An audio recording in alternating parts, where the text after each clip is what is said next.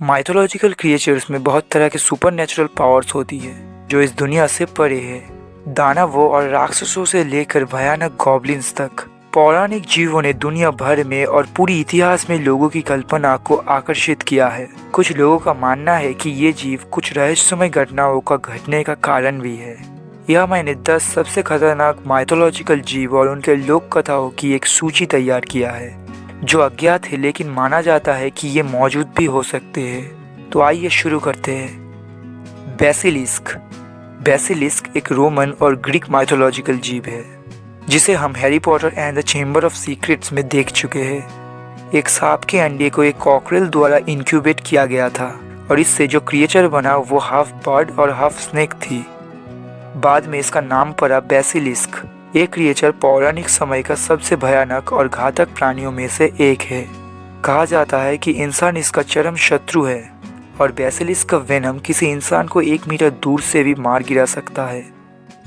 The chimera. Greek mythology के अनुसार chimera Asia minor का एक ओमेन मॉन्स्टर है। काइमेरा ऐसा दिखता है मानो एक बकरी के शरीर के साथ एक शेर और उसके पूंछ के रूप में एक सांप बाहर निकल रहा है।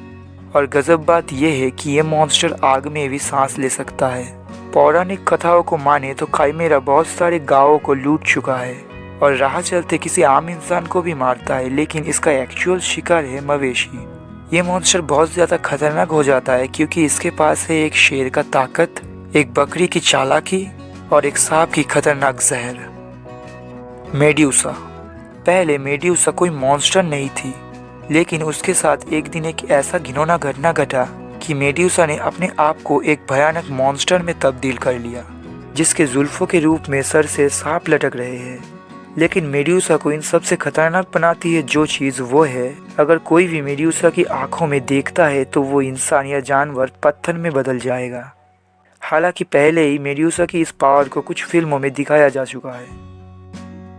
द माइनोटॉर।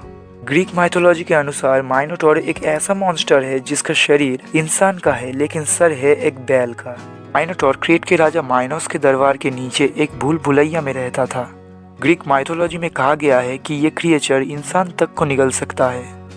एक्चुअली माइनोटॉर जिस भूल भुलैया में रहता था उसे वहाँ पर कैद करके रखा गया था क्योंकि अगर ये क्रिएचर बाहर घूमता तो इंसानों के लिए खतरा साबित हो सकता था। द क्रैनिन। स्कैंडिनेवियन माइथोलॉजी के अनुसार क्रैनिन एक पौराणिक सामुद्री राक्षस है जिसे नॉर्वे और ग्रीनलैंड की तटों से दूर रहने के लिए कहा गया है। क्रैनिन को आमतौर पर एक बड़ा स्क्विड या ऑक्टोपस जैसे प्राणी के रूप में माना जाता है। ये माना जाता है कि क्रैनिन समुद्री जहाज़ों पर हमला करता है और उनको नष्ट कर देता है।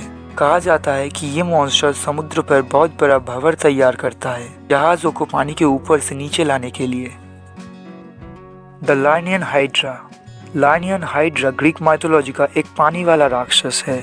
ऐसा माना जाता है कि हाइड्रा के कई सर थे, अधिकतम 9 सर कहा जाता है, और हर बार जब एक सर कटा हुआ हो जाता है तो उसके स्थान पर एक नया वापस आ जाता है।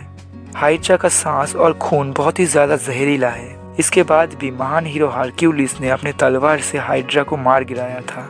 हरक्यूलिस ने सिर्फ हाइड्रा को ही नहीं 12 लेवर्स और नेमियन लायन जैसे मॉन्स्टर को भी मारा है। काप्पास। काप्पा जापानी लोक कथा में एक छोटा सा भूत या दानव है। कप्पा का अर्थ है नदी का बच्चा। कप्पा के सर के ऊपर पानी का एक छोटा सा कुंड है जो दर्शाती है कप्पा की एग्जिस्टेंट प्रेशर और हैबिट्स को। कप्पा एक मेंढक या बानर जैसा दिखता है जो 10 साल के बच्चे के आकार में होता है। कप्पा का चेहरा एक इंसान जैसा और शरीर एक कछुए जैसा होता है। जापानी बच्चों को नदी या झीलों के करीब नहीं जाने की चेतावनी दी जाती है क्योंकि काप्पा को अक्सर पानी के करीब इंसानों को लुभाने और अंदर खींचने के लिए जाना जाता है। हार्पीज। हार्पी ग्रीक और रोमन माइथोलॉजी की कहानियों का एक ऐसा प्राणी है जिसे आधा पक्षी और आधा महिला के रूप में दर्शाया गया है, और हार्पी इस नाम का अर्थ है स्नैचर्स या तेज लुटेरे। ये हार्पीज नरक के 7वीं वलय में रहते हैं जहाँ आत्महत्या करने वाले लोग कांटेदार पेड़ में ट्रांसफॉर्म हो जाते हैं। पहले से इस क्रिएचर को इतना बुरा नहीं दिखाया गया था, बाद में समय बीतने के साथ ये क्रिएचर इविल बन गया। बिगफुट। कैनेडियन और अमेरिकी लोक कथा में बिगफुट, जिसे सैस्क्वच भी कहा जाता है, एक बानर जैसा प्राणी जो अमेरिका के जंगलों में रहता है, ऐसा माना जाता है। ये क्रिएचर 6 से 9 फुट लंबी हो सकती है। 2 पैरों में चलने वाला ये प्राणी बहुत बड़ी और मस्क्यूलर होती है, जिसकी पूरी शरीर काला, भूरा या गहरा लाल रंग की बाल से ढकी होती है। बिगफुट जैसा ही एक दूसरा प्राणी है ये थी, जिसे हिमालय के पहाड़ियों में देखा जाने का दावा किया जाता है। इस टॉपिक पे पहले से ही चैनल पे एक वीडियो है, आप अगर चाहे तो ऊपर आई बटन पे क्लिक करके उसे देख सकते हैं। अकिडना भयानक टाइफॉन की पत्नी थी अकिडना, जो आधा महिला और आधा नागिन थी। ये भयानक मॉन्स्टर पहाड़ी की गुफाओं में रहती है और वो भी अकेला।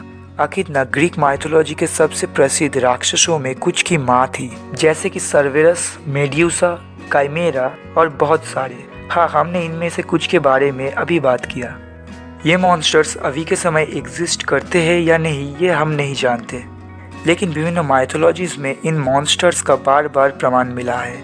ये मॉन्स्टर इतनी खतरनाक होने के बाद भी हर समय कोई ना कोई आता था और इन मॉन्स्टर्स का खात्मा करता था। और अगर ये मॉन्स्टर्स अभी भी जिंदा है तो डरने की कोई बात नहीं है। अभी भी शायद कोई ऐसा है जो इन राक्षसों का खात्मा करे।